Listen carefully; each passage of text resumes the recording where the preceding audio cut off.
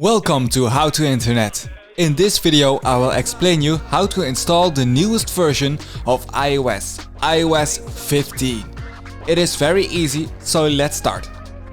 First, on your home screen, open the Settings app.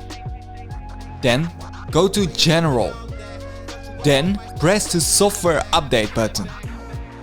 Then press Download and Install. Now fill in your passcode and agree the terms. If already downloaded, press Install. Downloading will take some time. When the update is downloaded, it will automatically install your update when you are charging. If not, you have to press Install.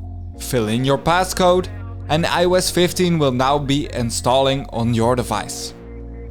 And that's how to install iOS 15. Give this video a thumbs up. Thanks for watching this tutorial and subscribe for more.